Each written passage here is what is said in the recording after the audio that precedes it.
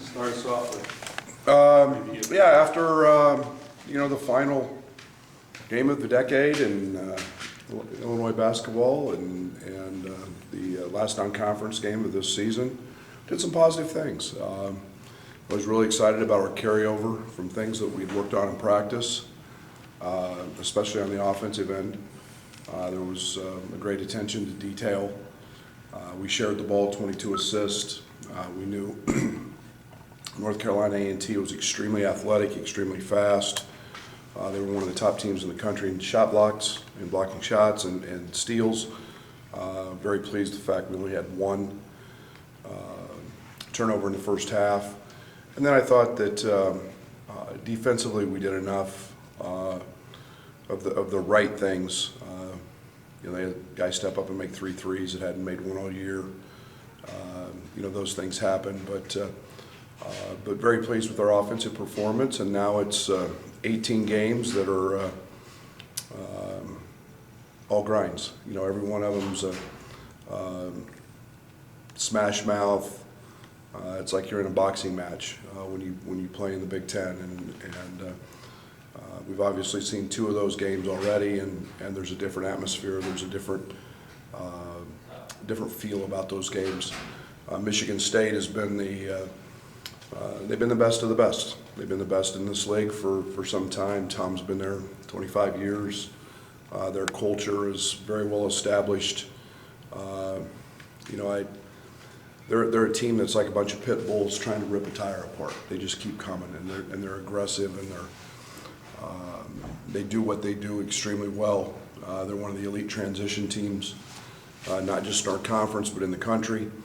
And then it's an interesting battle. On a side note, we're both 1 and 2 in rebounding in the country, so there's an interesting battle to take place there on both the offensive and defensive glass. So, but it's a battle going into East Lansing, and that's the way we're approaching it. The schedule here, 2nd, 5th, 8th, 11th, these next 4 games, is that rhythm of every 3 days, is that harder, or is that a good rhythm?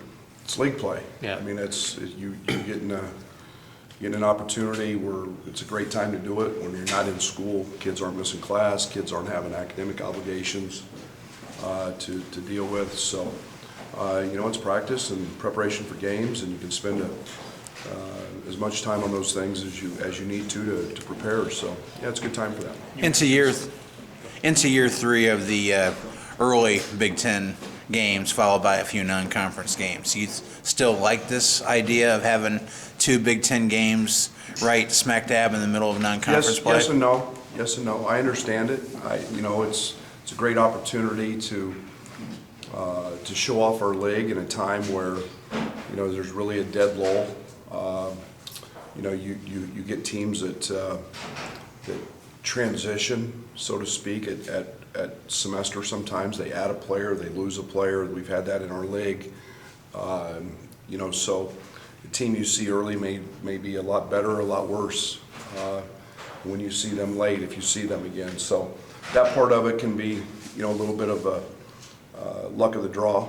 But the hardest part about it, the 2 league games, is the games after, because it is a different atmosphere and a different vibe. So now we don't have to worry about that. We got 18 straight coming our way.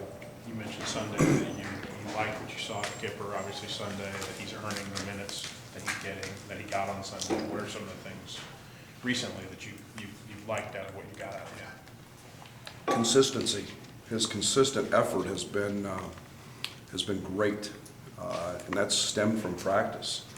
Not only is he, I thought defensively in the A&T game may have been his best game in some time. I mean, he was active on the ball. He had active hands. He was in the right spot. He graded out extremely high, and that started in practice. And when his focus is on that end of the court, the offense will come. And so I've been really pleased with him with his consistent work and practice. Trent had a sequence there in Sunday's game where he hit the 2 3-pointers, then kind of got back on defense and got the charge there. Do you feel like in some ways, his defense can kind of lead offense and vice versa for him? Yeah, Trent just does everything right. Trent plays to win, and whatever that is, he was extremely unselfish. He got us into offense. I thought he did an unbelievable job. They played 5 different defenses against us. He did an unbelievable job of getting us into offense, and making the right calls. And there's more to being a lead guard than just dribbling the ball up the court. And Trent does that. He understands now. And so I was really pleased with him. And then defensively, he's been a guy that's made winning plays his whole career. Do you think his offense will come around a little bit more, though? Yeah, he's capable of getting 30 and a half. Trent, it was set up the other night where, we had a size advantage. We took advantage of that in the interior with Kofi. I want balance. I don't want one guy to score 30. I want balance, and I want to be hard to guard. And if a guy does score 30, it's because we're taking advantage and exploiting something that we see we can take advantage of. Last year, the upset win over Michigan State caused a lot of turnovers. This year with a little different defense, is there a different pathway to victory this time against the Spartans? Well, I think they've been really, really good for a lot of reasons. I think it starts with them, with their opponents having to take away what they do really well. I'd venture to say with a guard like Cassius, you're not going to turn them over to high rate every single night. We got to make things hard. The big challenge is limiting them to one shot. Our first shot defense has to be great, and then we've got to pick a fight. And the game starts, when the ball goes up, and that's where Michigan State has excelled. And instead of turnovers, we got to limit them to field goal attempts and take those second and third chance opportunities away from them. The way Allen scored the ball last game, the game against Old Dominion, where's his confidence at right now? And is there anything he's doing in those games that maybe hasn't translated to high major, or is it just a matter of time before he? Oh, it's a matter of time. I think his confidence is growing. I think he's doing it at both ends. I love the fact we got, 23 minutes. We got about an equal breakdown with he and DeMonte, and then we saw different things. And from each of that becomes tremendous productivity from that spot. And his jump shooting, as I've said it many times, he's an elite jump shooter. Well, he's been in and had the ability to be in every single day, getting hundreds and hundreds of shots. And when you find that rhythm, it doesn't matter who the opponent is, the ball's going to go in. So we're excited about where he's at and his confidence and the way he's playing. And we need him to be good in league play. You mentioned on Sunday how you view the Big Ten as a potential 10-bid league for the NCAA. Where do you kind of feel like your team kind of fits in that picture right now?